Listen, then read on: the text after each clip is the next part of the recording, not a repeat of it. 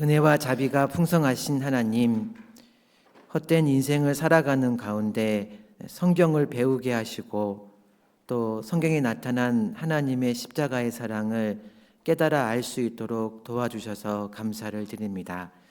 나머지 인생을 하나님 의지하면서 또 하나님을 기쁘시게 하는 귀한 삶을 살다가 주님을 만날 수 있도록 도와주시옵소서.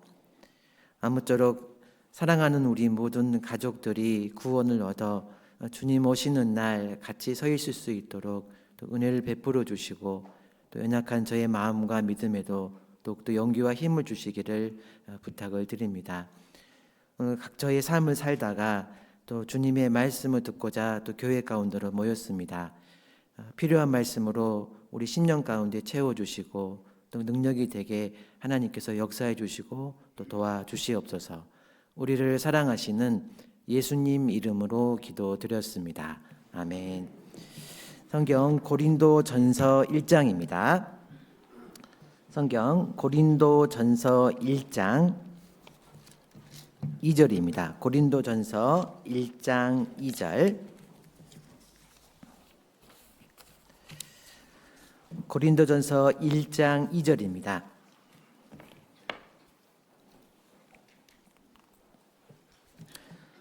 고린도전서 1장 2절 한 절만 같이 읽도록 하겠습니다. 고린도에 있는 하나님의 교회 곧 그리스도 예수 안에서 거룩하여지고 성도라 부르심을 입은 자들과 또 각처에서 우리 주 곧 저희와 우리의 주 되신 예수 그리스도의 이름을 부르는 모든 자에게, 여기까지입니다.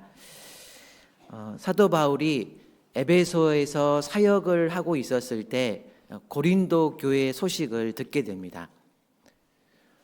고린도 교회 일부 성도들이 세상 사람들도 짓지 않는 도덕적인 죄를 짓고 있다. 그리고 일반 성도들은 성찬 문제, 음식 문제, 성령의 어떤 역사 문제, 방언 문제로 교회 내가 굉장히 좀 시끄럽다.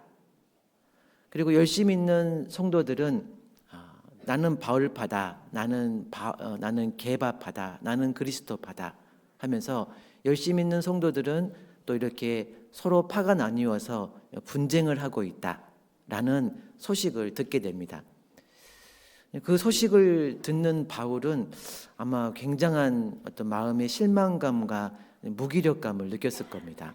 왜냐하면 사도 바울은 고린도 교회가 시작되게 한 사람이었습니다.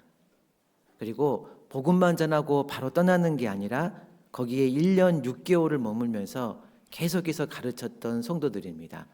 근데 얼마 지나지 않아서 그 성도들에게 이런 소식을 듣게 되니까 사도 바울은 자기가 수고했던 노력이 다 물거품처럼 돼버린 어떤 실망감과 무기력감에 빠졌을 겁니다. 그런데 그런 사도 바울이 고린도 교회를 호칭하면서 놀라운 표현으로 이야기를 합니다. 우리 같았으면은 문제 많은 교회, 왼수 같은 교회, 싫은 교회, 이렇게 표현을 했을 것 같은데 사도 바울은 고린도 교회, 그 교회를 아름다운 표현으로 표현했습니다. 어떻게 표현했냐? 1장 2절입니다. 1장 2절을 보시면 1장 2절을 보시면 고린도에 있는 하나님의 교회, 이렇게 표현했습니다. 골치 아픈 교회, 문제 있는 교회라고 표현하지 않고 사도 바울은 고린도 교회를 하나님의 교회다라고 이렇게 얘기를 하고 있는 겁니다. 하나님의 교회, 이 말도 참 너무나 훌륭한 표현인데 더 나아가서 더 아름다운 표현을 또 씁니다. 고린도전서 3장입니다. 3장 9절입니다. 고린도전서 3장 9절 제가 읽어드리겠습니다. 우리는 하나님의 동역자들이요 너희는 하나님의 밭이요. 그 다음은 같이 읽겠습니다. 하나님의 집이니라. 예. 사도 바울은 고린도 교회를 하나님의 교회다 라고도 표현했고 또 하나님의 집이다 라고도 표현을 한 겁니다. 철수 집에는 누가 살고 있습니까? 철수가 살고 있고 영희 집은 영희가 살고 있고 하나님의 집은 누가 살까요? 하나님이 사시는 겁니다. 그래서 하나님의 집이다.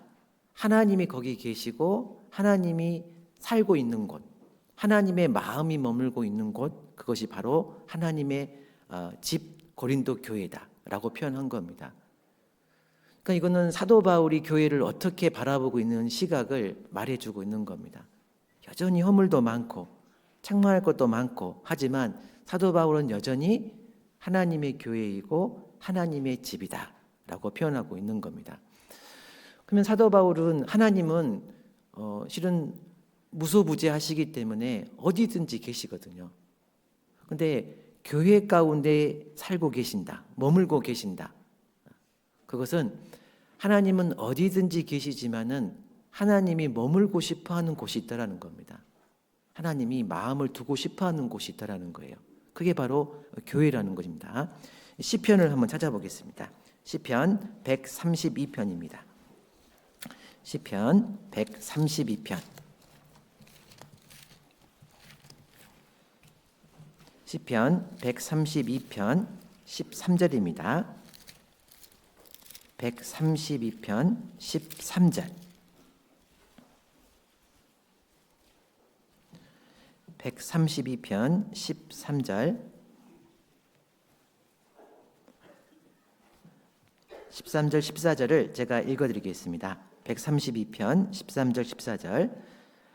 여호와께서 시온을 택하시고 자기 거처를 삼고자 하여 이르시기를 이는 나의 영혼이 쉴 곳이라 내가 여기 거할 것은 이를 원하였음이라. 여기 보면 시온, 예루살렘을 나의 영혼이 쉴 곳이다 라고 표현한 겁니다. 하나님은 어디든지 계시고 어디든지 쉴 곳이 있으시지만은 특별히 하나님의 마음이 가 있는 곳, 거처를 삼고 시온을 거처로 삼고, 거처라는 것은 머무는 곳이거든요. 그래서 하나님은 하나님의 마음이 머물고 싶은 곳이 있다라는 겁니다. 거처는 집이죠, 집. 쉬고 싶은 게 있는 거, 쉬고 싶은. 그래서 우리도 이 직장에서 힘든 일을 하면은 빨리 집에 가고 싶다 이렇게 얘기를 하고, 또 여행을 쭉 가다가 마지막에 가면은 빨리 집에 가자라고 하는 것처럼 집이라는 것은 우리의 마음이 쉬고 있는, 머물고 있는 곳이거든요. 그런데 하나님도 어디든지 계시지만은 하나님의 마음이 머물고 하나님이 쉬고 싶은 곳이 있다. 그게 어디냐? 교회라는 곳이란 겁니다. 교회. 그래서 사도 바울은 고린도 교회를 하나님의 집이요 하나님의 교회다라고 이렇게 표현하고 있습니다. 그래서 구약 성경에서는, 구약 시대에서는 하나님이 머물고 싶고 거하고 싶은 곳은 성막과 성전입니다. 그래서 이 사사기에 보면은 실로에 있는 하나님의 집 이렇게 표현했거든요. 실로는 성막이 있는 곳이기 때문에 성막을 하나님의 집이라 이렇게 표현을 딱 했습니다.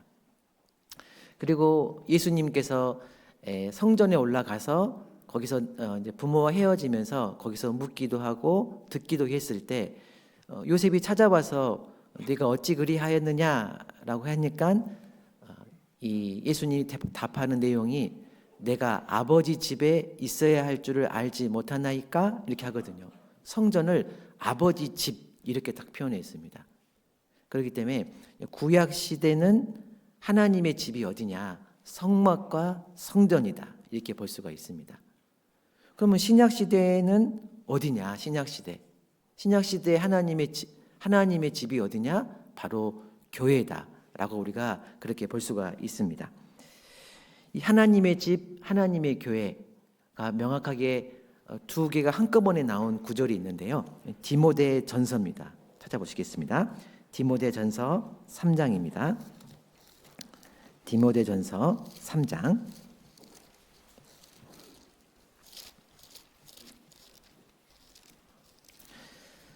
3장 15절입니다. 디모데전서 3장 15절. 3장 15절. 15절 같이 읽겠습니다. 만일 내가 지체하면 너로 하나님의 집에서 어떻게 행하여야 할 것을 알게 하려 함이니 이 집은 살아계신 하나님의 교회요 진리의 기둥과 터이니라. 여기 보시면 교회를 하나님의 집 그리고 살아계신 하나님의 교회라고 이렇게 표현했습니다. 특별히 하나님의 교회 앞에 보면은 살아계신이라는 수식어가 있습니다. 하나님의 집이고 하나님의 교회인데 살아계신 하나님의 교회다. 살아있다는 건 말은 하나님이 역사하고 있다는 겁니다. 하나님이 움직이고 있고 하나님이 활동하고 있고 거기에 그냥 가만히 계신 것만 아니라 거기서 하나님이 뭔가를 움직이고 활동하고 있다는 겁니다. 그래서 이 교회라는 곳은 사도 바울이 하나님의 교회요 하나님의 집이다. 그것도 하나님이 활동하고 있는 곳이다 라고 이렇게 딱 정리했던 것처럼 우리도 교회를 바라보는 관점을 그렇게 가질 필요가 있겠습니다. 실제로 성경에 보면은 교회 가운데서 하나님이 활동하고 있다라고 말씀을 하고 있습니다. 요한계시록 2장을 한번 더 펴보시겠습니다. 요한계시록 2장. 요한계시록 2장입니다. 2장 1절입니다. 요한계시록 2장 1절.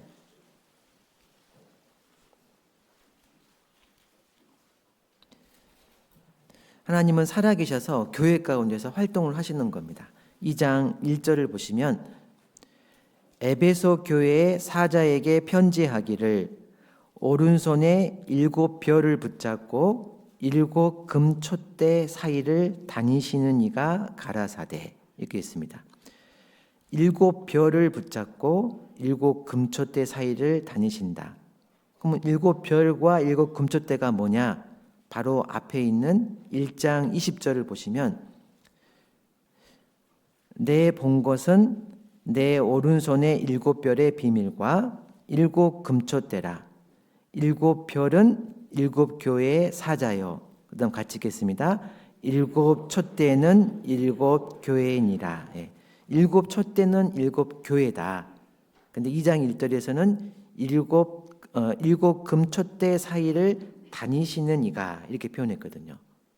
그래서 하나님은 살아계신 하나님의 교회이기 때문에 하나님은 그 교회 가운데서 움직이시고 활동하고 계신다는 겁니다. 우리가 말씀을 들을 때 교제하고 있을 때 하나님은 그 사이사이를 지나다니고 있는 겁니다. 우리 마음도 지나가시고 다른 분의 마음도 지나가시고 그리고 하나님은 그 교회에서 활동을 하시기 때문에 알죠. 그 교회의 여러 가지 복잡한 상황을 하나님이 모르시는 게 아닌 겁니다. 그래서 요한계시록 2장에 보면요. 안다라는 표현이 반복이 되거든요. 2장 2절을 보시면 2장 2절을 보시면 내가 내 행위와 수고와 내 인내를 알고 안다고 했고 3절도 보시면 또 내가 참고 내 이름을 위하여 견디고 게으르지 아니하는 것을 아노라 안다고 했습니다.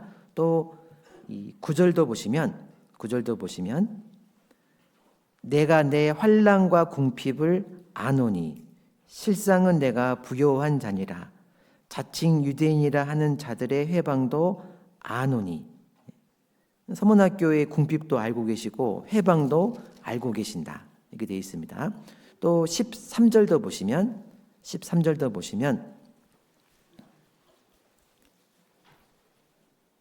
내가 어디 사는 것을 내가 아노니 거기는 사단의 위가 있는 데라 안다고 그랬죠. 또 19절도 보시면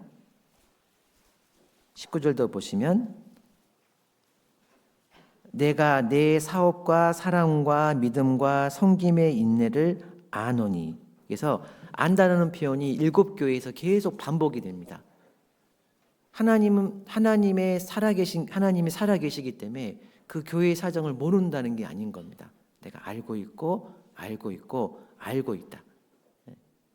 그래서 이 교회라는 곳은 하나님의 집이고 또 하나님의 교회이면서 하나님이 움직이고 활동하고 있는 곳이다 라고 우리는 그렇게 기억을 하실 필요가 있습니다.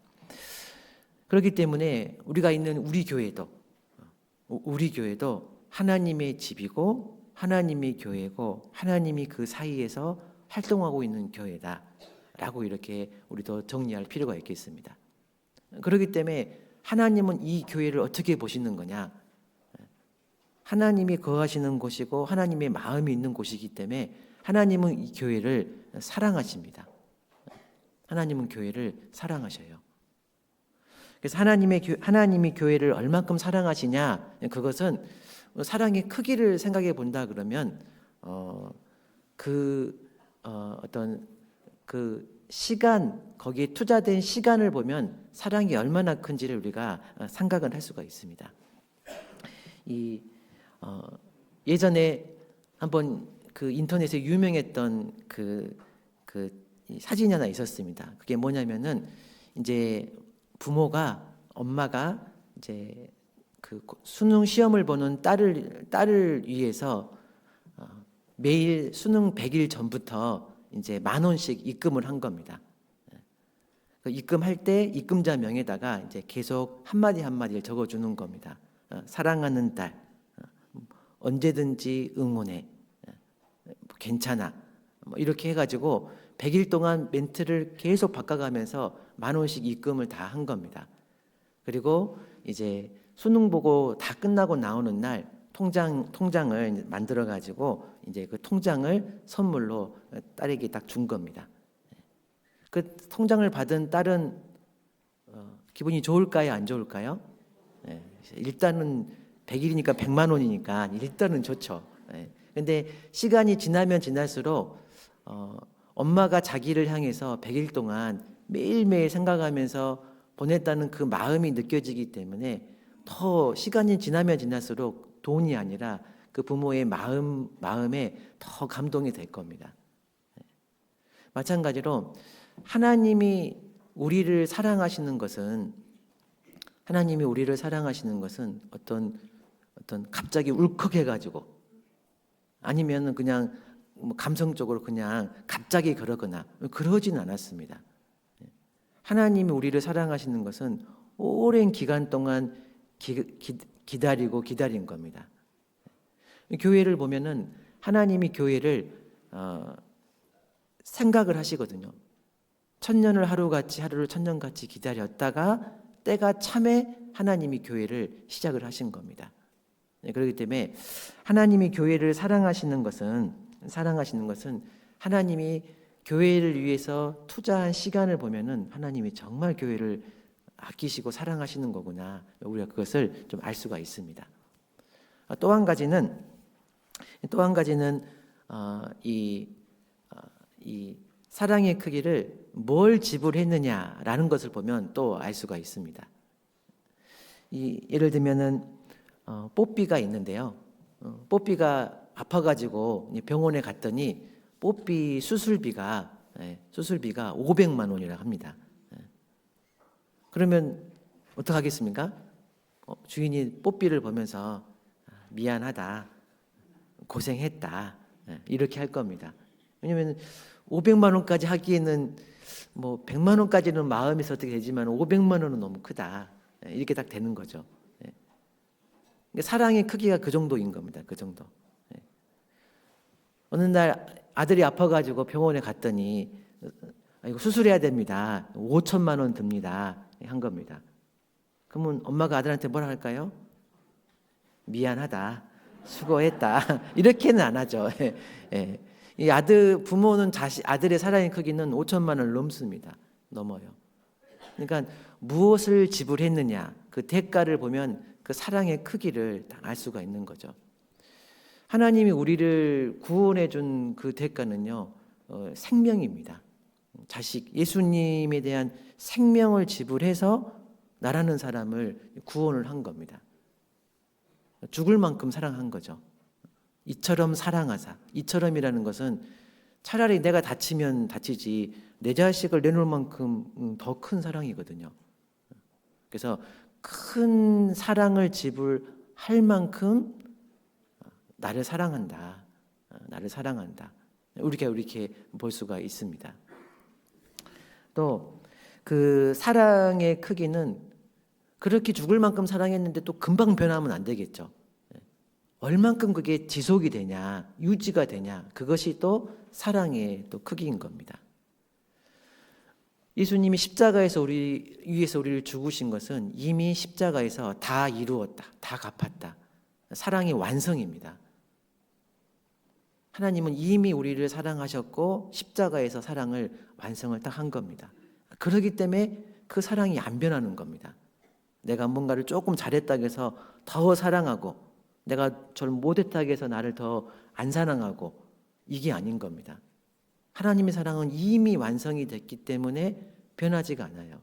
물론 기뻐하고 슬퍼할 수 있지만은 사랑 자체는 안 변한 겁니다. 안 변해요. 그게 완성이고 그게 쭉 유지가 되기 때문에 큰 사랑인 겁니다. 하나님, 저는 너무 부족합니다. 제가 어떻게 또 하나님 나갈 수 있겠습니까? 저 못 나가겠습니다. 그럼 하나님은 대답하실 겁니다. 네가 생각한 것보다 더 부족한 사람이다. 너는 더 바닥에 내려갈 수 있는 사람이다. 근데 나는 네가 더 부족했을 때 나는 너를 이미 사랑했고 너를 사랑했다. 나는 문제 없다. 너 그냥 그 상태에서 조금만 더 나가라. 한 걸음만 더 나가라. 괜찮다. 하나님은 그렇게 얘기하시는 겁니다. 그래서 하나님의 사랑이라는 것은 완성이 됐고 쭉 유지가 되는 거기 때문에 하나님 사랑은 정말 크다라고 볼 수가 있는 겁니다. 그래서 하나님이 한 개인을 사랑하는 것은 오랜 기간 동안 값비싼 대가를 치르고 바꾸지 않고 계속 지속되기 때문에 그 하나님이 한 개인을 사랑하시는 사랑은 정말 크다고 볼 수가 있습니다. 근데 하나님께서 개인만 그러는 게 아니라 교회도 그렇게 하시는 겁니다. 교회도. 7교회를 하나님이 책망하시고 칭찬하시고 하는 것은 미우니까 너 죽어라 이런 게 아니잖아요. 책망하시는 것은 기대하고 계시는 겁니다. 기대를 안 하면 책망도 안 하시거든요. 또 이렇게 바꿔봐라. 이렇게 한번 해봐라. 좀 더 견뎌봐라. 하나님이 교회를 향하는 그 마음도 똑같다는 겁니다. 그 사랑의 크기가 크다라는 거죠. 그렇기 때문에 고린도 교회를 보면은 우리가 알고 있는 유명한 사랑장, 근데 그 사랑장이 누굴 위해 써진 거냐? 고린도 교회를 써진 겁니다. 우리가 알고 있는 부활장, 그것이 어디에 적혀져 있는 거냐? 고린도 교회에 보내는 편지 가운데 들어있는 겁니다. 이 부활장과 사랑장이 하나님이 이 고린도 교회를 위해서 주신 내용이거든요.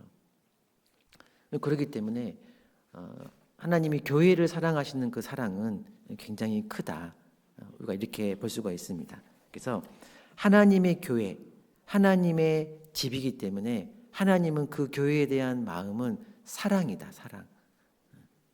그렇기 때문에 우리는 어떻게 해야 되는 거냐?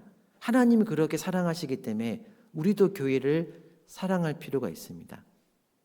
더 나아가서 교회를 혹여 멸시하면은 안 됩니다. 이 고린도전서 보시겠습니다. 고린도전서 11장입니다. 고린도전서 11장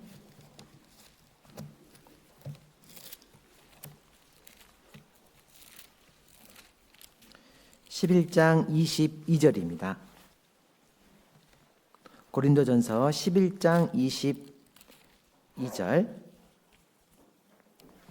11장 22절 같이 11장 22절 같이 읽어보겠습니다. 너희가 먹고 마실 집이 없느냐? 너희가 하나님의 교회를 업신여기고 빈궁한 자들을 부끄럽게 하느냐? 내가 너희에게 무슨 말을 하랴? 너희를 칭찬하랴?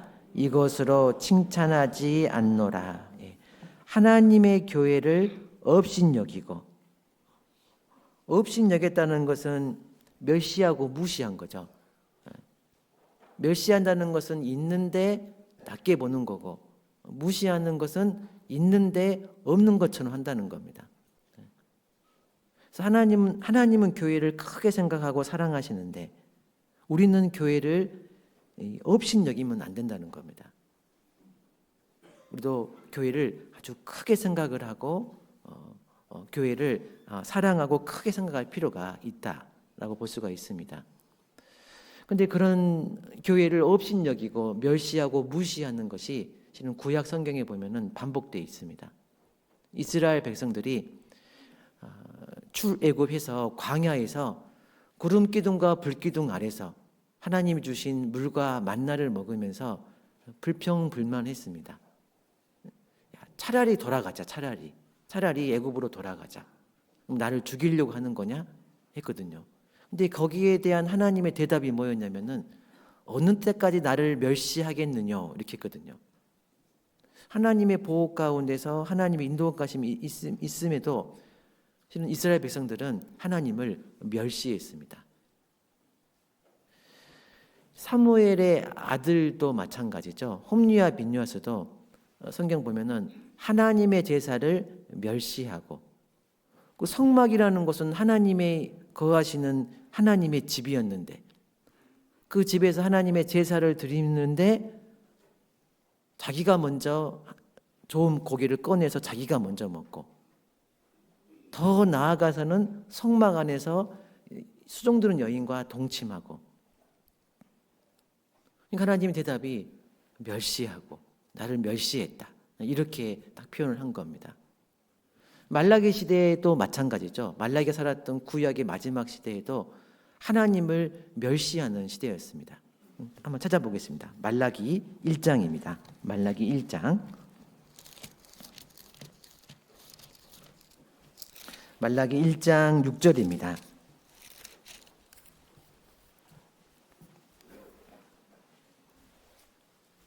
말라기 1장 6절. 말라기 1장 6절. 말라기 1장 6절. 구약 1327페이지 말라기 1장 6절입니다. 제가 읽어드리겠습니다. 내 이름을 멸시하는 제사장들아, 나 만군의 여호와가 너희에게 이르기를 아들은 그 아비를, 종은 그 주인을 공경하나니 내가 아비일진데 나를 공경함이 어디 있느냐?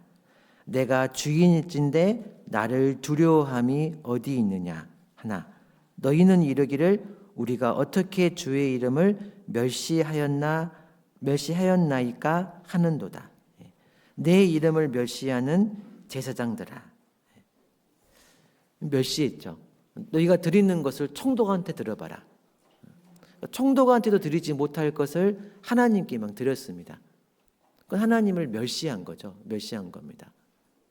실은 하나님은 창조주이십니다. 그리고 주권자이시죠.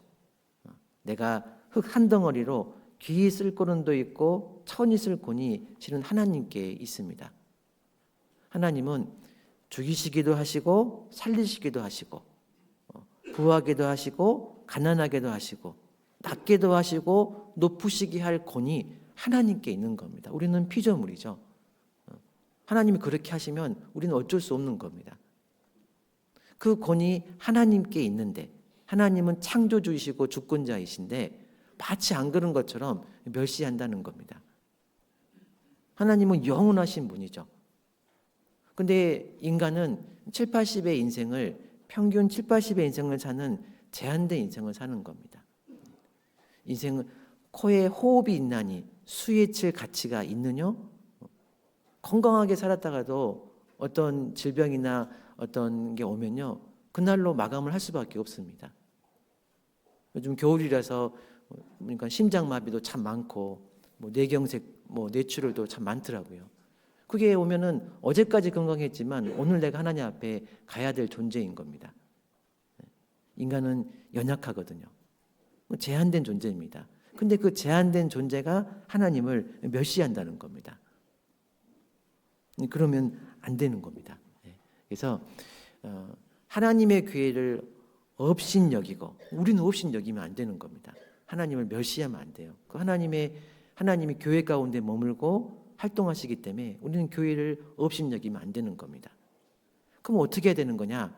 여기 보면은 멸시하는 제사장들아 하면서 6절 중방절에 보면은 나를 공경함이 어디 있느냐, 나를 두려워함이 어디 있느냐, 이렇게 얘기했습니다. 그래서 우리는 하나님을 공경하고 하나님을 두려워해야겠죠. 그리고 거기서 활동하고 있는 교회도 우리가 공경하고 교회를 두려워할 필요가 있는 겁니다. 하나님이 계시기 때문에, 하나님 활동하고 계시기 때문에 우리는 그런 태도로 취할 필요가 있습니다. 그리고 어떻게 보면 고린도라는 지역은 굉장히 타락한 곳이거든요.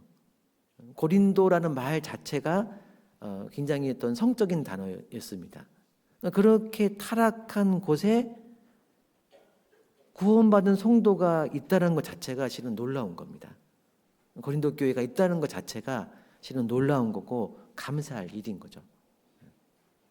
그래서 그렇기 때문에 오히려 그 고린도 교회를 감사하고 서로 더 아껴주는 게 더 맞지. 교회 자체를 업신여기면 안 된다. 하나님을 업신여기면 안 된다. 하나님의 교회를 우리는 그렇게 볼 수가 있습니다. 그러다 그러면 이 교회는 어떻게 생긴 거냐? 그러면 교회는 이 인류 역사상 교회는 어떻게 시작한 거냐?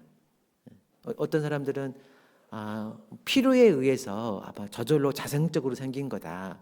어떤 분들은 아니다. 어떤 탁월한 지도자가 나와서 이것을 계획하고 기획해가지고 생긴 거다. 이렇게 말하시는 분도 있지만 성경적으로는 아닙니다.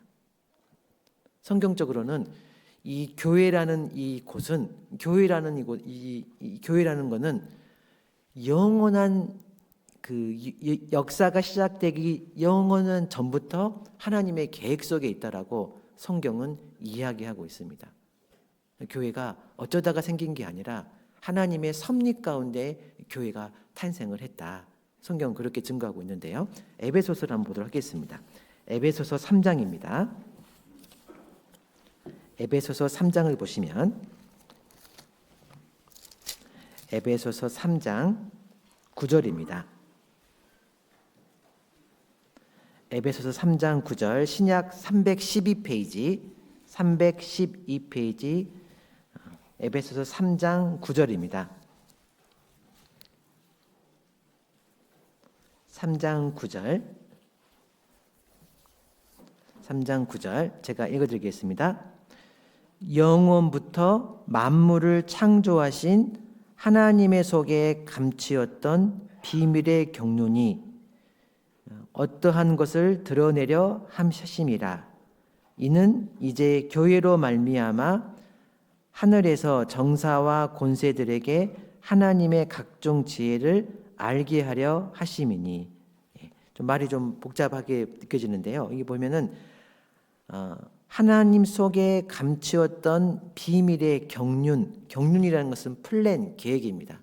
하나님 마음 속에 어떤 계획이 있었다라는 거예요. 그 계획이 뭐냐? 10절 교회로 말미암아 각종 지혜를 알게 하려 하신다.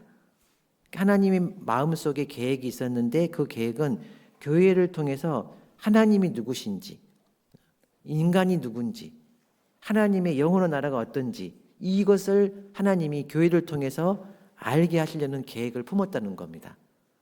근데 그 계획을 언제 품었냐? 여기 보면 10절에 9절이죠. 9절 보면은 영원부터 이렇게 되어 있죠. 영원부터. 그래서 영원부터 인간의 역사가 시작하기 전부터 하나님 마음속에 계획이 딱 있었다는 겁니다. 그래서 인간의 역사가 시작되기 전부터 하나님은 교회를 계획하셨다는 겁니다. 계획하신 거예요. 그러면 그 계획은 언제 실행이 됐냐? 예수님이 십자가에 오셔서 십자가에서 죽으셨을 때 이제 시작이 된 겁니다. 그래서 예수님이 마태복음에 보면은 이 반석 위에 내 교회를 세우리니 이렇게 표현했습니다. 예수님이 내 교회를 세우리니, 하나님의 피로 사신 교회 이렇게 표현됐거든요. 사도행전에는. 그래서 하나님은 계획을 하셨고 그 계획의 실행은 예수님이 십자가에 죽으시면서 그 피가 흘려지면서 교회가 세워진 겁니다. 하나님의 피로 사신 교회이기 때문에 소유권이 내 교회를 세우리니, 교회의 소유권은 예수님께 딱 있는 겁니다. 예수님께서 내 교회를 딱 세운 겁니다. 소유권은 하나님께 있는 겁니다. 하나님께. 그래서 내 교회를 세우리니. 그리고 예수님 십자가에 죽으시고 나서 성령이 오시고 사도 베드로가 오순절날 설교하니까 3,000명이 구원을 받으면서 우리가 보고 있는 초대교회가 다 시작한 겁니다. 그래서 교회는 하나님이 영원 전부터 계획을 하셨고 예수님이 십자가에 죽으시면서 그게 실행이 됐고, 그 다음에 베드로가 복음을 전파하면서 실제적인 교회가 탄생을 했다라고 이렇게 볼 수가 있습니다. 교회는 그렇게 계획하고 예수님의 피생으로 말미암아 교회가 탄생해서 지금까지 오고 있는 겁니다.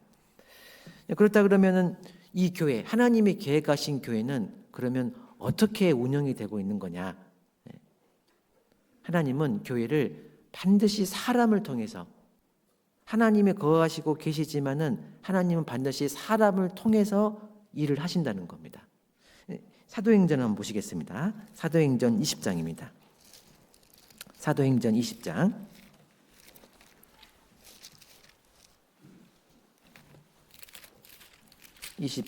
28절입니다.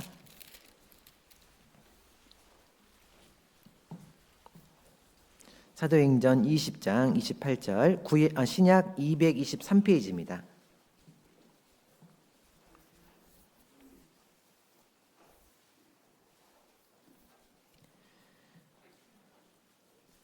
사도행전 20장 28절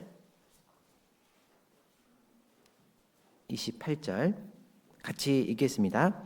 너희는 자기를 위하여 또는 온 양떼를 위하여 삼가라. 성령이 저들 가운데 너희로 감독자를 삼고 하나님이 자기 피로 사신 교회를 치게 하였느니라. 여기 보면은 하나님이 자기 피로 사신 교회, 하나님의 교회죠. 하나님 교회를 치게 했다, 돌아보게 했다. 근데 어떻게 돌아보게 하는 거냐? 감독자를 삼고. 하나님은 교회의 여러 부분, 여러 모양인 곳에 감독자를 세워가지고 하나님은 교회를 돌아보게 하신 겁니다. 그래서 하나님은 하나님의 교회를, 하나님은 감독자, 사람을 통해서 하나님은 일을 하신다는 거예요. 실은 어떻게 보면은 구약 역사를 보면 다 그렇게 있습니다. 하나님이 이스라엘 민족을 이 애굽에서 탈출시킬 때 실은 하나님이 직접 나타나셔가지고 막 나타나셔 내가 하나님이다 하고 이쪽으로 가라 그렇게 할 수도 있거든요. 근데 하나님 어떻게 하셨냐? 모세를 태어나게 하고 모세를 성장시키고 광야에서 훈련시켜서 그 다음에 하나님은 모세를 통해서 출애굽을 시킨 겁니다. 가나안 땅을 정복한 것도 보면은 여호수아라는 사람을 통해서 가나안 땅을 정복하게 했거든요. 성막을 만드는 것도 오홀리압이라는 사람을 통해서 성막을 만들게 한 겁니다. 더 멋지게 하려고 그러면요, 실은 하나님이 성막을 탁 만들어서 하늘이 열리고 살구 냄새가 나면서 꽃가루가 탁 나가면서 성막이 하늘에서 쫙 내려오면 얼마나 더 극적이고 멋있지 않습니까? 근데 하나님은 그렇게 하는 게 아니라 그 사람, 그 마음에 감동된 그 사람을 하나님이 불러가지고 그 사람을 통해서 성막을 만들게 한다는 겁니다.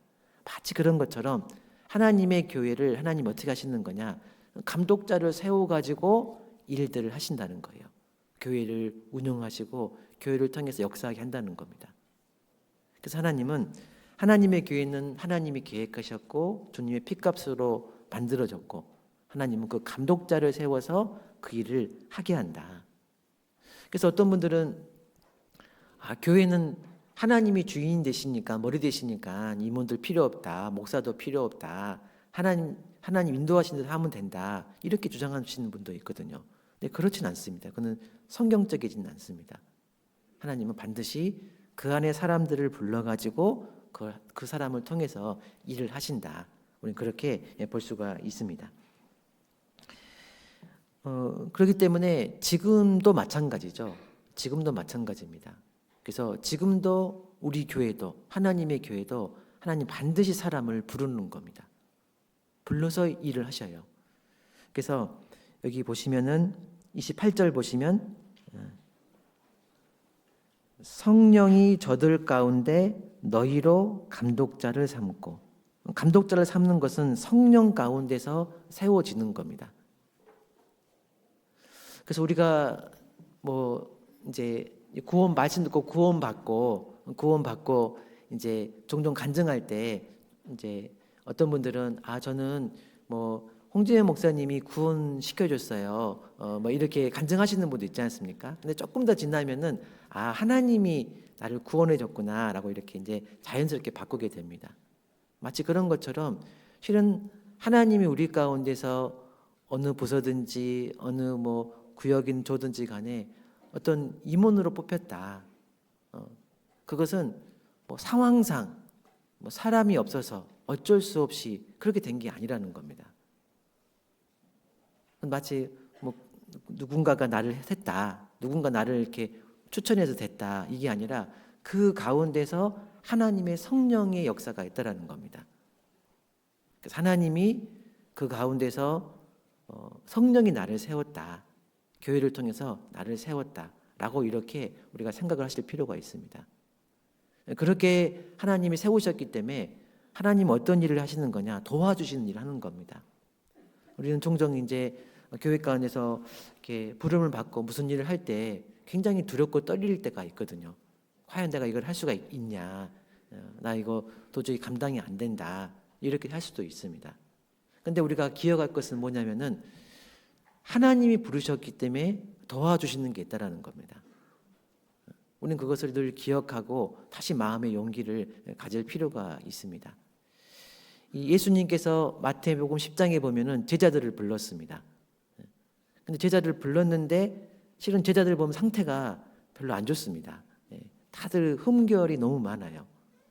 근데 하나님은 예수님은 제자를 불렀기 때문에 그 10장 1절을 보면은 제자들을 부르사 나중에는 권능을 주시니, 제자를 불렀기 때문에 권능을 주시는 일을 하신다는 겁니다.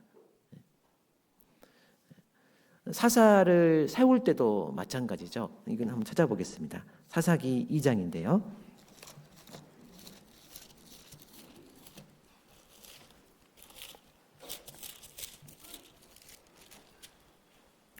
사사기 2장 18절입니다.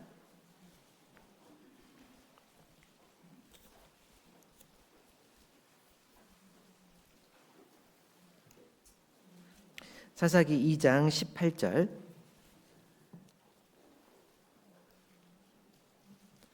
2장 18절 제가 읽어드리겠습니다. 여호와께서 그들을 위하여 사사를 세우실 때에는 그 사사와 함께 하셨고 그 사사에 사는 날 동안에는 여호와께서 그들을 대적의 손에서 구원하셨으니, 하나님이 사사를 세울 때 보면 사사도 이 능력이 그 직분에 맞지 않는 흠결이 있는 사사들이 많았습니다. 삼손도 능력은 있었지만 굉장히 정욕적인 사람이었습니다. 왼손잡이 에후도 있었고 기생의 아들도 있었고, 첩의 아들이 아니라 기생, 몸 파는 여자의 아들도 사사가 됐거든요. 그러니까 여러 가지 결격 사유가 많았지만은 하나님이 세웠기 때문에 하나님은 어떤 일을 하시는 거냐? 보면은 첫 번째 보면 18절에 그 사사와 함께 하셨고, 함께 하시는 겁니다. 부족한 사람이지만 하나님의 일을 하기 때문에 하나님은 그 사람과 함께 해주는 겁니다. 그리고 대적의 손에서 구원하셨으니 그 사람을 통해서 일을 하신다는 겁니다. 그렇기 때문에 우리는 이걸 용기를 가질 필요가 있습니다. 그래서 실은 이 말씀은 제가 전도인 이제 부름을 받을 때 어떤 분이 이 메시지를 주셔가지고 이게 너무 힘이 됐던 말씀입니다.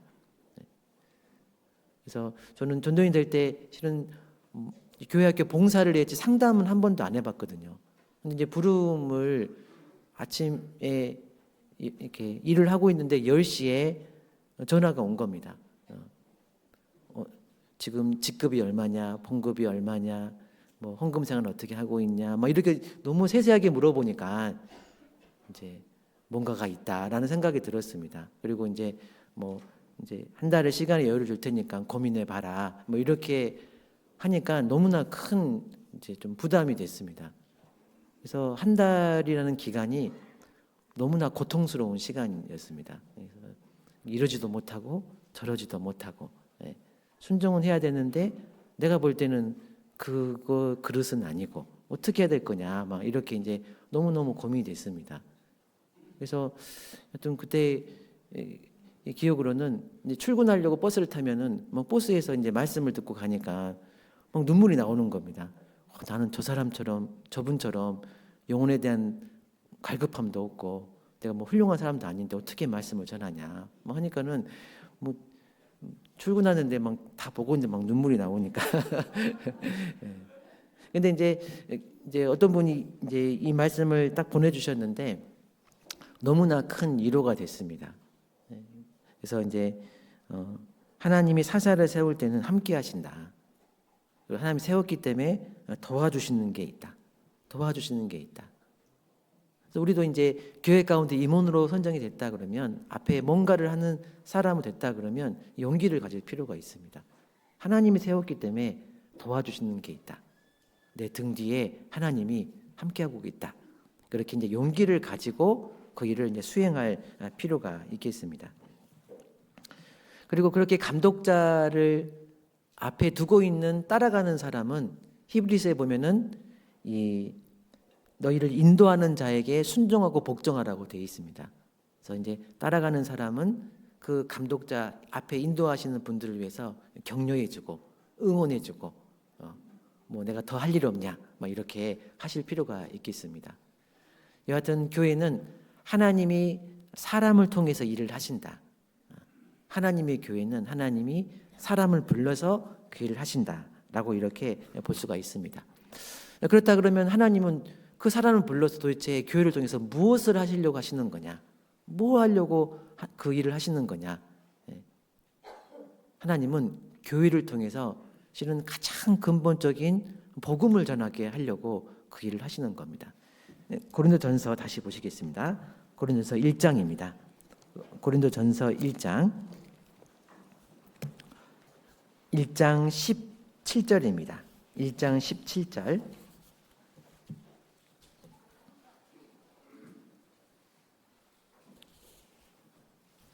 고린도전서 1장 17절입니다. 17절 같이 읽어보겠습니다. 그리스도께서 나를 보내심은 세례를 주게 하려 하심이 아니요 오직 복음을 전케 하려 하심이니 말의 지혜로 하지 아니함은 그리스도의 십자가가 헛되지 않게 하려 함이라. 나를 보내신 것은 세례를 주게 하려 하심이 아니다. 교회가 할 일이 많죠. 교회가 할 일은 여러 가지 일이 있습니다. 수많이 100가지 일이 많이 있을 겁니다. 하지만 여러 가지 일이 있지만 더 근본적인 일이 있다는 겁니다. 더 중요한 일이 있다는 거예요. 그게 뭐냐? 복음을 전케 하려 하심이니. 그래서 이 복음을 전한다는 것은 교회를 통해서 하나님의 복음, 생명 건지는 일이 된다는 것은 아주 교회의 가장 근본적이고 더 우선적으로 돼야 될 거다. 성경은 그렇게 이제 얘기를 하고 있습니다. 실제 그렇습니다. 성경 보면은 죄인 하나가 회개하는 것이 회개할 것이 없는 의인 아홉으로 인하여 기뻐하는 것보다 더하리라 이렇게 했거든요. 이 말은 의인 아홉 명이 필요가 없다 그 말이 아닙니다. 그 말이 아니라 더 근본적인 기쁨이 있다라는 거예요. 더 근본적인 기쁨. 예를 들면 아이를 잃어버린 엄마가 있습니다. 그러면 그 엄마는 뭐가 먼저 해결이 돼야 되는 거냐? 아이를 찾아야지만 그게 먼저 해결되는 거예요. 그게 더 근본적이라는 겁니다. 사람이 구원받는 거, 우리가 임종을 가까이 가면 갈수록 뭐가 더 중요하냐? 이 사람이 많이 배웠냐, 뭘 많이 가졌냐, 뭐 신앙생활을 얼만큼 잘했냐? 실은요, 그것보다 더 우선되는 것은 이분이 정말 구원받았냐, 정말 천국 가냐 안 가냐. 이것이 이 죽음의 순간에서는 가장 중요한 문제가 되게 됩니다. 그렇기 때문에 교회가 가장 먼저 하나님이 교회를 통해서 가장 먼저 하려고 하시는 것은 복음 전하는 거다, 생명 건지는 거다 이렇게 볼 수가 있습니다. 그래서 우리가 실은 구원을 받고 있으면요, 죽음을 건너는 것도 정말 슬프지만 기쁘게 헤어질 수가 있는 겁니다. 얘들아 잘 있어라, 나는 먼저 천국 가겠다. 천국에서 다 구경하고 있다가 너희들이 오면 내가 잘 소개해 줄게. 나 고생 많이 했다.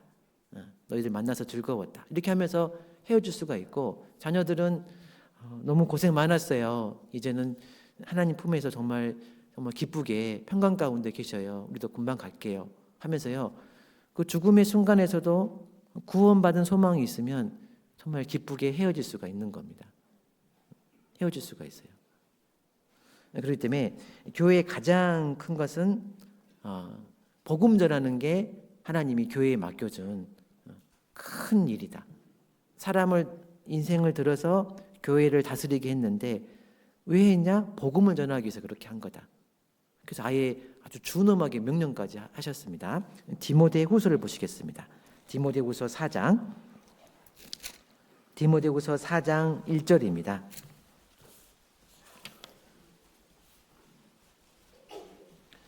디모데후서 4장 1절 2절 디모데후서 4장 1절 2절 신약 345페이지 디모데후서 4장 1절입니다. 제가 읽어드리겠습니다. 하나님 앞과 산자와 죽은 자를 심판하실 그리스도 예수 앞에서 그의 나타나실 것과 그의 나라를 두고 엄히 명하노니 너는 말씀을 전파하라. 때를 얻든지 못 얻든지 항상 힘쓰라.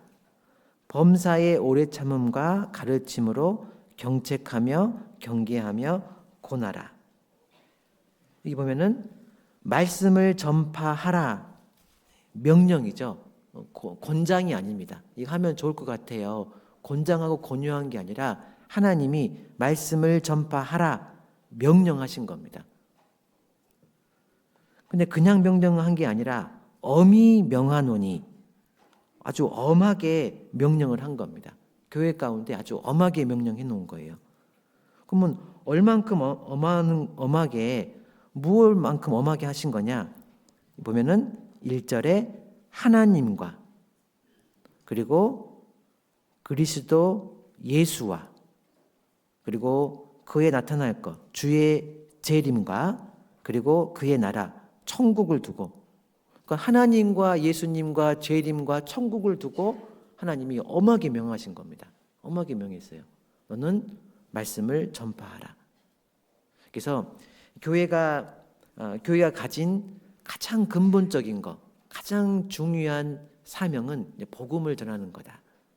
하나님이 그렇게 하기 위해서 교회를 작정하시고 계획하시고 교회를 예수님 피로 사셔가지고 사람을 들어서 교회를 운영하고 있는 거다. 그게 교회의 가장 큰 사명이다 라고 우리가 이렇게 볼 수가 있습니다.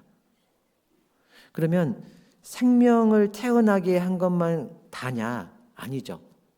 생명을 태어나게 해서 또 성장시키는 게 또 교회의 큰 사명입니다. 창세기에 보면은 생육하고 번성하라. 그것도 명령이죠. 생육하고 번성하라. 근데 그 명령은 교회 가운데서 동일하게 주어진 명령인 겁니다. 사람을 생명을 태어나게 하고 그 생명을 든든히 세워라. 그래서 그는 우리 명령인 겁니다. 요한복음 10장입니다. 요한복음 10장. 요한복음 10장 10절입니다. 요한복음 10장 10절.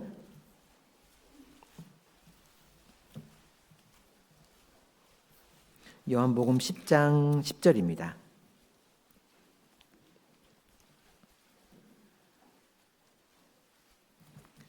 요한복음 10장 10절. 제가 9절부터 요한복음 10장 9절. 신약 162페이지 요한복음 10장 9절부터 제가 읽어드리겠습니다. 내가 문이니 누구든지 나로 말미암아 들어가면 구원을 얻고 또 들어가며 나오며 꼴을 얻으리라. 도적이 오는 것은 도둑질하고 죽이고 멸망시키려는 것뿐이요 내가 온 것은 같이 읽겠습니다. 양으로 생명을 얻게 하고 더 풍성히 얻게 하려 하는 것이라. 예.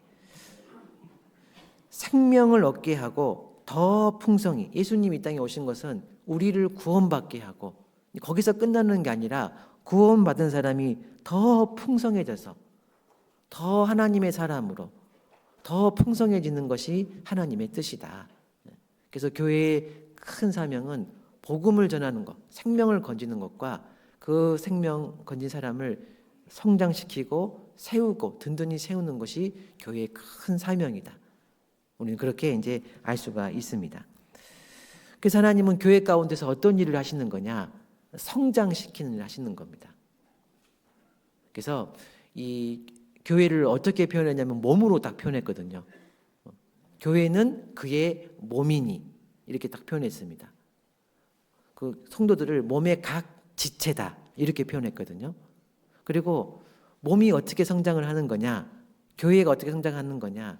머리로 말미암아 각 마디와 힘줄을 통해서 공급함으로 말미암아 자란다고 되어 있습니다. 그래서 우리 몸이 우리가 밥을 먹지 않습니까? 밥을 꿀꺽 삼키면 이게서 위에서 다 쪼물딱쪼물딱 해가지고 소장 대장에서 다 흡수해서 그 영양분을 온 몸에 다 골고루 이렇게 퍼져주는 다 골고루 분배하는 걸 합니다. 그러면서 몸이 골고루 다 커지는 겁니다. 눈도 커지고 손도 커지고 마치 그런 것처럼 하나님 어떻게 하시는 거냐? 교회 가운데서 말씀을 전하게 해서 너는 말씀을 사모하라 이렇게 돼 있죠. 신령한 젖을 사모하라. 젖은 성장이거든, 성장. 영양분이죠. 그래서 우리가 교회 가운데 하나님은 우리를 성장시키려고 말씀을 전파하게 하시고 그 말씀을 우리가 들으면서 똑같은 말씀을 듣지만 각자 개인에게 필요한 만큼 하나님이 다 배분을 시키는 겁니다. 그러면서 교회가 성장을 하면서 나도 같이 성장을 한다는 겁니다. 하나님은 교회 가운데 말씀을 전파해서 성장하게 하신다. 그렇기 때문에 우리는 말씀을 잘 들을 필요가 있고 듣는 것을 또 넘어서 또 다 읽을 필요가 있습니다. 신령한 젖을 사모하라 했기 때문에 사모하는 것은 뭐 있으면 좋고 없으면 말고 이런 게 아니라 사모라는 것은 찾는 거죠. 찾는 겁니다. 그래서 나도 성장하려고 그러면요 말씀을 사모하고 또 읽을 필요도 있겠습니다. 그래서 다들 올 한 해 막 작정을 하셨지 않습니까? 내가 1독을 하겠다, 2독을 하겠다. 그거는 정말 뭐 하다가도 안 돼서 포기가 될 때도 있지만요 계속 하실 필요가 있습니다. 하실 필요가 있어요. 자 보니까 어떤 분은 참 지혜롭더라고요. 이 성경이 이 겉장이 엄청 무겁습니다. 집에 가서 이 겉장을 연다는 게 보통 무거운 일이 아닌 거예요, 이게. 네. 그러니까는 제가 그분이 어떻게 하냐면요. 이걸 열기가 어려우니까 아예 펴놔보여 이렇게 아예 다 펴놓습니다. 이렇게 펴놓으니까는 가다가 이제 펴져 있으니까 이렇게 보게 되고 좀 보니까는 이제 계속 좀 보게 되는 거죠. 이렇게. 예. 그래서 우리도 이 말씀이 젖으로 표현되어 있기 때문에 너희가 이 말씀으로 너희가 떡으로만 살 거니 아니요 하나님 입에서 나오는 모든 말씀으로 살 것이니라 했기 때문에 말씀을 늘 접할 수 있도록 이렇게 해놓을 필요가 있겠습니다. 그래서 우리가 구원받은 그리스도인이기 때문에 정말 일독은 기본입니다. 일독은 기본입니다. 그래서 하루에 3장 정도만 읽어도 일독은 가능하거든요. 그러니까 내가 하여튼 어떻게든지 한번 읽는다. 뭐 뜻을 몰라도 하여튼 읽는다. 이렇게 하실 필요가 있겠습니다. 그래서 하여튼 말씀으로 우리를 성장시키기 때문에 내가 말씀을 가까이 할 필요가 있습니다. 또 하나님은 또 어떻게 우리를 성장시키는 거냐? 교제를 통해서 성장시키는 교제. 그래서 이 교제라는 것이 우리가 모임도 있고 우리 또 봉사 모임도 있고 여러 가지 활동을 통해서 하나님이 성장을 시킵니다. 디도서를 한번 보시겠습니다. 빌레몬서입니다. 빌레몬서 1장입니다. 신약 성경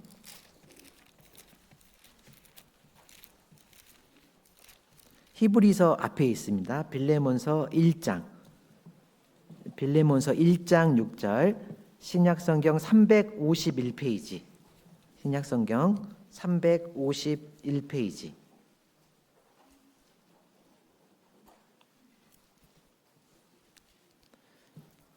빌레몬서 1장 6절입니다. 1장 6절 같이 읽어보겠습니다. 이로써 내 믿음의 교제가 우리 가운데 있는 선을 알게 하고 그리스도께 미치도록 역사하느니라. 우리가 예수님의 그 성품과 인품으로 점점 자랄 수 있도록 성장시키도록 역사하게 하는 게 뭐냐? 믿음의 교제가 역사하게 하는 겁니다. 그래서 우리가 함께 모여 있을 때 거기서 순종도 배우고 희생도 배우고 또 눈물도 배우고 함께 모여서 교제하고 봉사하고 같이 부딪히는 가운데서 하나님이 거기서 우리를 예수님의 성품을 닮아가도록 성장시키는 일을 하신다는 겁니다. 그래서 혼자 있으면 제일 편하죠. 혼자 있고 멀리 있으면 제일 편한 겁니다. 근데 함께 있으면 부딪히게 되고 어려운 일이 발생하지만 그 일들을 통해서 하나님은 우리를 성장시키는 거다. 그래서 어느 시인이 대추를 보면서 시를 이렇게 적었죠. 저게 저절로 붉을 리가 없다. 저 안에 태풍 몇 개, 천둥 몇 개, 이렇게 표현을 했거든요. 그러니까 열매가 그냥 저절로 된 게 없는 겁니다. 거기 안에 태풍도 불고 따가운 햇빛도 있고 병충해도 있고 그걸 통과해서 열매가 되는 것처럼 우리가 성장하는 것도 그 교제라는 거에 무리 안에서 우리가 성장을 한다. 거기서 여러 가지를 배운다. 그래서 하나님이 교회 가운데서 우리를 성장시키기 위해서 말씀과 교제 또 여러 가지 봉사들이 함께하고 있다. 우리가 그렇게 이해하실 필요가 있습니다. 그러면 우리가 지속적으로 복음을 전하고 성장하기 위해서 그럼 우리는 이제 어떻게 해야 되냐? 교회 가운데서 우리는 어떻게 해야 되는 거냐?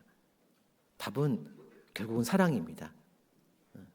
결국은 그 일을 잘 감당하기 위해서는 결국은 교회 가운데서 사랑이라는 것이 딱 있어야 된다. 성경도 사랑입니다. 이 율법을 다 모으면은 하나님을 사랑하고 내 이웃을 내 몸같이 사랑하라. 하나님 사랑, 이웃 사랑. 그걸 또 다 모으면은 한 단어로 모으면 사랑인 겁니다. 사랑. 그렇기 때문에 교회 내에서도 어떤 도덕적인 법보다 더 위에 있어야 될 게 사랑이라는 법인 겁니다. 그래서 사랑이라는 것을 우리가 교회 내에서 내가 해야 될 것은 사랑이다. 사랑. 그래야지만 그 사명이 이루어진다. 그래서 성경 곳곳에 베드로는 뜨겁게 피차 사랑하라 이렇게 교회 식구들에게 이제 권면을 했고 사도 요한은 너에게 새 계명을 주노니 서로 사랑하라. 이렇게 얘기했습니다. 사도 바울도 형제 사랑하기를 계속해라 라고 이렇게 표현했습니다. 그래서 교회 가운데서 우리가 서로 가져야 될 것은 사랑이다. 사랑. 그러면 그 사랑을 가지면 어떻게 되는 거냐?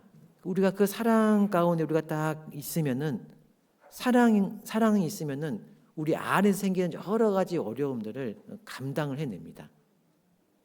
아기를 키우는 엄마를 보면은 아기가 엄청 어렵죠. 이 양육이라는 게 어렵습니다. 그래서 아프기도 하고 잠을 안 자기도 하고 여러 가지 어려운 일이 생기거든요. 그럼에도 불구하고 엄마는 그 아이를 키우는 게 뭐냐? 사랑하는 마음이 있으니까 그걸 감당해내는 겁니다. 사랑하기 때문에 그 수고가 힘들 때도 있지만 그걸 기쁨으로 받아들여요. 그리고 오히려 그것을 못하게 하면 더 불편한 거죠. 사랑을 못하게 하면 엄마는 더 크게 힘드는 겁니다. 그래서 이 사랑, 우리가 교회 가운데 사랑이 있으면 교회 내에 있는 여러 가지 어려운 문제들을 감당하려고 하는 마음이 생기는 겁니다. 그래서 사랑이라는 것이 안으로는 감당하게 만든다. 감당하게 만든다. 그리고 밖으로는 성도가 서로 사랑하면 밖으로 또 어떻게 되는 거냐? 밖으로는 복음이 전해집니다. 요한복음 보시겠습니다. 요한복음 13장을 보시면 요한복음 13장 35절입니다. 요한복음 13장 35절.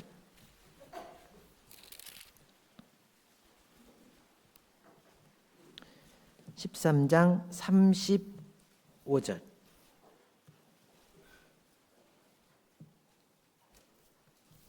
(13장 35절입니다) (13장 35절) 같이 읽겠습니다. 너희가 서로 사랑하면 이로써 모든 사람이 너희가 내 제자인 줄 알리라. 예. 서로 사랑하면 어떤 일이 벌어지는 거냐? 주변 사람들이, 하나님 믿지 않는 사람들이, 야, 너희 진짜 예수님 제자가 맞구나. 나도 그 사랑 느껴보고 싶다. 나도 받아보고 싶다. 이렇게 된다는 겁니다. 요즘 세상은 참 어려운 세상이기 때문에 실은 교회 가운데서 사랑이 딱 있으면은 세상 사람들은 그 사랑 가운데 들어오고 싶어 합니다. 그래서 교회 내에서 사랑이 서로 사랑으로 딱 하나가 돼 있으면 그거 자연스럽게 그게 복음이 전파되는 결과를 가져온다는 거예요. 그래서 시편 133편을 보시면 이렇게 되어 있습니다. 형제가 연합하여 동거함이 어찌 그리 선하고 아름다운 거. 하나님이 보실 때 너무너무나 아름답고 선한 게 있다라는 겁니다. 아름답지만 선하지 않는 게 있고 선하지만 아름답지 않는 게 있는데 하나님 볼 때 둘 다 선하고 아름다운 게 있다. 그게 뭐냐? 형제가 연합하여 동거하는 거. 마음으로도 하나가 되고 동거, 물리적으로도 하나가 되어 있는 거. 같은 장소에 있는 거. 그렇게 됐을 때 하나님이 선하고 아름답게 본다는 겁니다. 그럼 하나님 거기서 어떤 걸 축복을 명하시는 거냐?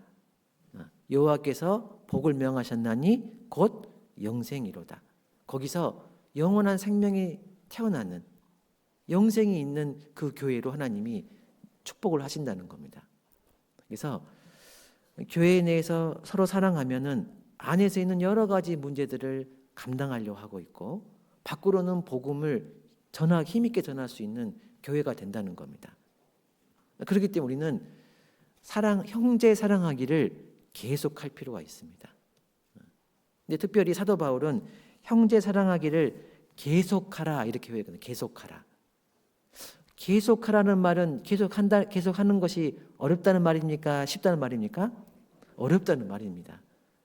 어렵기 때문에 계속하라고 이제 권면을 하고 있죠. 그래서 우리도 서로 사랑하는 방향으로 늘 가야 되지만 그게 어려울 때가 있습니다. 교회 내에서 그게 어려울 때가 있어요.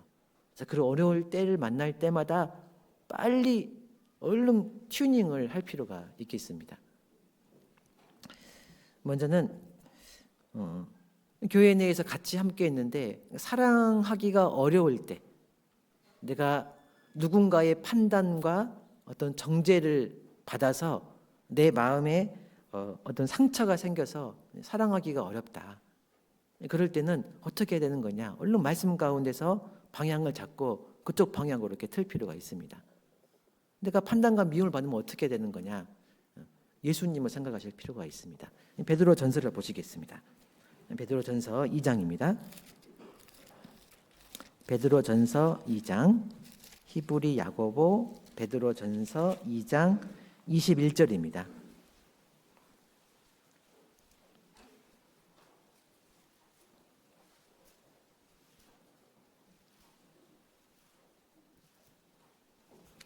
(2장 21절) 2장 21절 제가 읽어드리겠습니다. 이를 위하여 너희가 부르심을 입었으니 그리스도도 너희를 위하여 고난을 받으사 너희에게 본을 끼쳐 그 자취를 따라오게 하려 하셨느니라. 저는 죄를 범치 아니하시고 그 입에 괴사도 없으시며 23절은 같이 읽겠습니다. 욕을 받으시되 대신 욕하지 아니하시고 고난을 받으시되 위협하지 아니하시고 오직 공의로 심판하시는 자에게 부탁하시며. 예수님은 십자가에 돌아가시기 전에 욕을 당하셨죠. 그래서 얼굴에 침을 뱉고 뺨을 맞고 그다음에 얼굴에 봉지를 씌워서 주먹으로 때리며 누가 맞추는지 한번 알아맞혀봐라 그렇게 했습니다. 막대기로 머리를 툭툭 때렸죠. 인격적인 모독을 받았습니다. 그런데 예수님은 그런 욕을 받았지만 대신 욕하지 않았습니다. 너 죽어. 내가 다 봤어 너. 이렇게 안 했다는 겁니다. 그리고 고난을 받으시되 위협하지 아니하시고 십자가에 채찍에 맞고 여러 가지 고난을 받았습니다. 근데 위협하지 않았어요. 이 지옥 놈들아 뭐 이렇게 하지 않았습니다. 그러니까 예수님이 창조주신데 너 왜 그렇게 하셨냐? 너희에게 본을 끼쳐. 예수님이 본을 보이신 겁니다. 너희도 용을 당하거든. 너희도 고난을 당하거든. 내가 한 것처럼 해라. 그래서 우리도 어떤 형제의 사랑하기를 계속해야 되는데 그러지 못할 상황이 발생을 했을 때, 내가 어떤 판단과 오해를 받고 있었을 때 예수님도 그런 판단을 받으셨다. 예수님도 이리 끌려다니고 저리 끌려다니고 여러 가지 판단과 오해를 받으셨다. 예수님 먼저 그런 고난을 받으셨다. 내가 받는 것도 당연하다. 이 세상은 오해하고 오해받는 세상이다. 그거 큰일 아니다. 이렇게 마음의 방향을 잡으라는 겁니다. 그 방향으로. 그 방향 잡고 우리가 마음을 갈 필요가 있는 겁니다.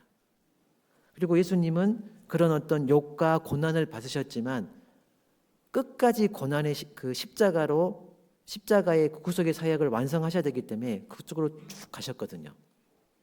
우리도 어떤 판단과 오해를 받으면 힘들죠. 교회에 나오기도 싫습니다. 그렇지만 예수님이 가야 될 길을 꼭 가는 것처럼 우리도 더 중요한 게 있다라는 겁니다. 우리는 더 중요한 게 있다. 더 큰 일이 있으니까 내가 거기에다가 더 힘을 써야겠다 하고요. 갈 필요가 있는 겁니다. 제가 전도인 막 되고 나서 얼마 있어서 세월호 사건이 터졌습니다. 그래서 이제 교회에 있을 때 이제 뭐 여러 기자들이 막 오더라고요. 와서 뭐 이거 잡지 구독해라. 내가 온 거 그 기사를 좋게 내주겠다. 또 뭐 어떤 사람들은 돈을 달라. 뭐 그런 사람 진짜 있더라고요. 보니까 교회 전도실 와서 이렇게 금전을 요구하신 그런 기자들이 있었습니다. 근데 우리는 안 그러는데 왜 우리 교회를 이렇게 나쁘게 보냐? 너무나 속상했습니다. 너무 속상했습니다. 근데 이제 전도인 수련회가 가까이 이렇게 와가지고 전도인 수련회 갔는데 이호 목사님이 그렇게 얘기하시더라고요. 무서워요? 두려워요? 이렇게 하시더라고요. 기차가 마을길을 지나가는데 동네 개가 짖는다 해서 멈추면 되겠어요? 뭐 그러시더라고요. 기차는 가야지요. 기차는 가야죠. 누가 뭐라 해도 우리가 해야 되지는 해야 되지 않겠습니까? 이렇게 얘기하는데 굉장한 위로가 됐습니다. 기차는 가야죠. 여러 가지 오해가 있고 판단과 정죄가 있어도 정말 중요한 것은 내가 하나님 앞에 살아야 되고 내 가족이 구원받아야 되고 하나님 앞에 내 인생을 살아야 되기 때문에 우리는 가야 할 길을 갈 필요가 있는 겁니다. 그래서 어떤 판단과 정죄가 와서 살아가는 게 어려워졌을 때 얼른 예수님이 하셨던 것처럼 다시 방향을, 예수님도 그 일을 지나가셨다. 그런 판단과 정죄를 받으셨다. 하지만 그 길을 끝까지 가셨다. 나도 그렇게 해야겠다. 쭉 갈 필요가 있습니다. 그러면 나중에 풀어지게 돼 있습니다. 시간이 지나면 풀어지게 돼 있기 때문에 그건 하나님께 맡겨놓고 내가 가야 할 길을 쭉 갈 필요 있겠습니다. 그래서 방금 23절도 보시면 마지막 23절 끝절을 보시면 2장 23절 끝절을 보시면 오직 공의로 심판하신 자에게 부탁하시며 이렇게 돼 있죠. 그래서 우리도 그 일은 하나님께 맡겨놓고 내가 해야 될 일, 진짜 중요한 일에 내가 힘을 써야겠다. 이렇게 방향을 잡을 필요가 있겠습니다. 또 사랑하기가 어려울 때가 또 있습니다. 내가 판단과 정죄가 되는 게 아니라 반대로 내가 누군가가 너무너무 이제 판단이 되고 미워할 때가 있습니다. 내가 이제 누군가를 판단하고 미워질 때, 그러면 형사랑하기가 어려워지지 않습니까? 그때는 어떻게 해야 되는 거냐? 이렇게 하나님은 이렇게 대답하십니다. 로마서 14장.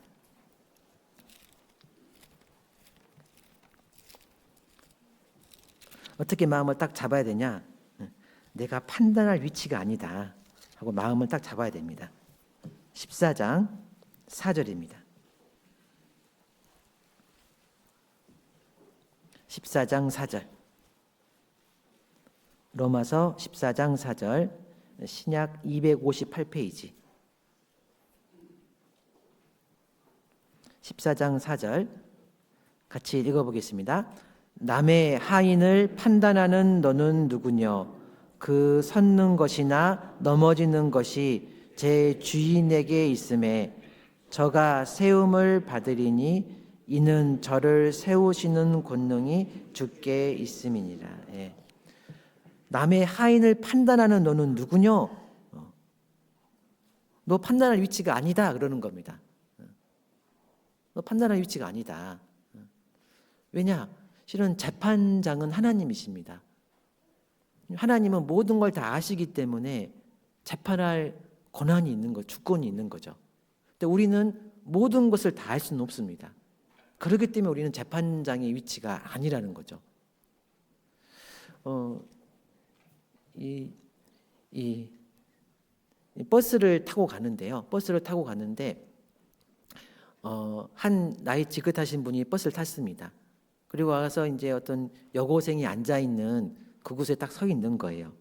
뒤에서 딱 보는데 저 학생 말세네 말세. 저 어른이 왔으면 자리를 비켜줘야지. 쳐다보지도 않고 창만 보고 있네. 어이구 이렇게 하고 있었습니다. 근데 몇 정거장 지나가니까 그 여학생이 버튼을 딱 누르는 거예요. 뒤에서 낯짝이나 어떤 낯짝인지 한번 보자. 뭐 이렇게 막 보고 있었습니다. 근데 그 학생이 딱 일어나면서 보니까는 지팡이를 딱 빼가지고 이렇게 쫄쫄쫄거리면서 이렇게 딱 했다는 거예요. 그러니까는 모른다는 겁니다. 우리가 그 사정을 100% 알지는 못해요. 그렇기 때문에 너는 재판할 위치가 아니다. 남의 하인을 판단하는 너는 누구뇨? 그러는 겁니다. 재판장의 위치는 하나님뿐인 겁니다. 우리는 완전히 알지 못하기 때문에 우리는 판단은 하나님께 유보를 해야 된다. 우리 그렇게 마음을 딱 잡을 필요가 있습니다. 그리고 저 사람도 부족하지만 실은 나도 부족합니다. 나도 부족해요. 그래서 성경에 보면은 어찌하여 내 형제를 판단하느냐 이렇게 했고 내 안에 들보는 보지 못하고 나 형제에 있는 눈 속에 티는 보느냐 이렇게 했거든요. 실은 그 형제도 문제가 있지만 나도 문제가 많은 사람인 겁니다. 내가 그걸 정죄할 위치가 아니다. 그것을 우리가 기억을 하실 필요가 있습니다. 그리고 조금 더 내면을 더 들여다보면은 판단하는 것이 실은 이 내가 상대방을 약간 무시하고 내가 더 높아져 있었기 때문에 그런 판단과 정죄가 나올 확률이 높습니다. 그래서 14장 10절을 보시면 14장 10절을 보시면 내가 어찌하여 내 형제를 판단하느냐 어찌하여 내 형제를 업신여기느냐. 여기 보면은 판단하는 거랑 업신여기라는 거랑 연결시켜 놨습니다. 그러니까 판단하는 것이 이제 옳고 그름을 잘 판단할 수 있지만 많은 부분이 상대방을 업신여기고 내가 더 많이 알고 있고 저걸 잘 못하고 있다. 내가 더 잘하는 그런 걸로 내가 마음이 높아져 있기 때문에 상대방을 업신여기고 거기서 판단하는 게 나올 가능성이 높습니다. 그래서 우리가 교만해져 마음이 높아져 있기 때문에 오히려 판단이 나올 수가 있다. 그래서 우리가 그럴 때는 얼른 내가 판단할 위치는 아니다. 다 부족하다. 나도 들보가 있고 너도 들보가 있다. 그러니까 다 부족하다. 내가 판단할 위치 아니다. 이렇게 딱 튜닝을 다시 이렇게 쭉 할 필요가 있습니다. 그리고 우리는 운명 공동체다. 우리는 한 배를 탔다 생각하셔야 되는 겁니다. 판단을 하지 말아야 될 때 전부 다 알지 못하고 내가 100% 알지 못하고 또 나도 부족하고 그리고 우리는 서로 연결되어 있기 때문에 내가 판단하면 안 된다. 그렇게 보셔야 됩니다. 그래서 고린도전서 12장이 보면은 이 한 몸으로 교회를 한 몸으로 표현했거든요. 한 몸으로. 우리 한 몸에 여러 지체가 있다. 한 사람은 발가락, 한 사람은 눈, 한 사람은 손가락 이렇게 여러 지체가 있다. 우리는 운명 공동체다. 그래서 한 곳이 썩기 시작하면은 저 사람도 죽지만 결국은 나도 죽는다는 거예요. 우리는 같은 공동체다. 야고보서는 경고했거든요. 피차 물고 뜯으면 죽을까 염려하라 이거든요. 피차 물고 뜯으면 같이 죽습니다. 그렇기 때문에 우리가 서로 판단하고 정죄할 것은 아니고 형제 사랑하기를 계속해야 된다. 그 방향으로 튜닝을 할 필요가 있겠습니다. 또 사랑하기가 또 어려워질 때가 이제 시기 질투가 생길 때입니다. 시기 질투. 그래서 판단하지 않지만 좋지만 마음에서 시기 질투가 올라와서 미워질 때 사랑하기가 어렵죠. 그래서 이 시기 질투를 잘 표현하는 속담이 있습니다. 이게 뭐냐면은 사촌이 땅을 사면 배가 아프다 이런 일이 있습니다. 근데 이거 참 잘 표현해 놓은 겁니다. 다른 도시의 김부자가 땅을 사면은 하나도 배가 안 아픈데 사촌이 땅을 사면 배가 아픈 거예요. 사촌. 그래서 내가 알고 있는 나랑 동급이라고 생각하고 있는 사람들이 뭔가가 잘 되면은 물론 축하해 주는 마음도 생기지만 반대로 내 마음속에서 시기하고 미운 마음도 생긴다는 겁니다. 그래서 시기하는 질투 마음이 있거든요. 근데 이 시기하고 질투하는 마음은 마음이 생겼다는 것 자체가 실은 어떤 의미냐면은 정말로 하나님이 주신 내 인생을 사랑하지 않았다는 겁니다. 하나님 주신 내 인생길이 있는데 나는 그 길을 가면 되는데 그 길을 안 보고 다른 사람의 길을 쳐다보니까 거기서 시기, 미움, 질투가 막 올라온다는 겁니다. 결국은 그 더 내면적으로는 하나님 주신 내 인생을 사랑하지 않았기 때문에 그 질투가 나온 거다 하고 얼른 다시 하나님과 나 사이 하나님 주신 내 인생길에 다시 집중을 할 필요가 있습니다. 이 보면 베드로와 요한이 그랬죠. 베드로가 예수님이 베드로에게 네가 젊어서는 네가 원하는 길로 갔지만 나중에는 네가 두 손을 벌리고 다른 사람이 너에게 띠를 띄울 거다. 너 죽을 거다. 너 순교할 거다. 이런 얘기를 했습니다. 그러니까 베드로가 사도 요한을 보면서 예수님 그러면 요한은 어떻게 돼요? 예수님 뭐라 했냐면은 저를 내가 다시 올 때까지 둘지라도 너와 무슨 상관이냐? 너는 나를 따르라 했거든요. 너와 무슨 상관이냐? 요한은 요한이 갈 길이 있고 베드로는 베드로 갈 길이 있는데 요한의 길이 너랑 무슨 상관이냐? 너는 나를 따르라. 너는 너의 갈 길을 가라 한 겁니다. 마찬가지겠죠. 우리도 같은 공동체 안에 있지만 또 다 각자 지체입니다. 하나이지만 하나로 통일되어 있지만 또 각자의 독립성을 가지고 있는 거죠. 그래서 우리는 하나님이 주신 내 인생길 그거에다가 초점을 맞추고 쭉 인생을 걸어갈 필요가 있습니다. 그러면 내 인생 하나님 주신 내 인생길이 소중하기 때문에 이 사람 인생길도 소중한 거예요. 그래서 이 사람 인생길도 축복해 줄 수가 있는 마음이 생기는 겁니다. 그래야지 우리가 사랑으로 하나 묶어줄 수가 있겠죠. 그래서 이 형제 사랑하기를 계속하고, 그래서 교회는 서로 교회 안에서 우리가 해야 될 것은 사랑하는 거다. 사랑하는 거. 사랑을 계속하는 것이 복음을 전파하게 하는 거고 안의 여러 가지 시련을 견디게 하는 힘의 원동력이 되는 거다. 그렇게 이해할 수가 있습니다. 그리고 마지막으로 우리가 교회에 끝까지 있어야겠다. 끝까지. 이 보면 하나님의 상급이 나오는데요. 그 상급 중에 하나가 끝까지 있는 상급입니다. 디모데 후서 보시겠습니다. 디모데 후서 2장입니다. 디모데 후서 4장입니다. 디모데 후서 4장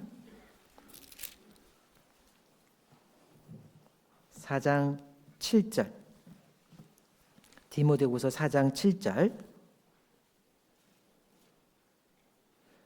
디모데 후서 4장 7절 8절을 같이 읽겠습니다.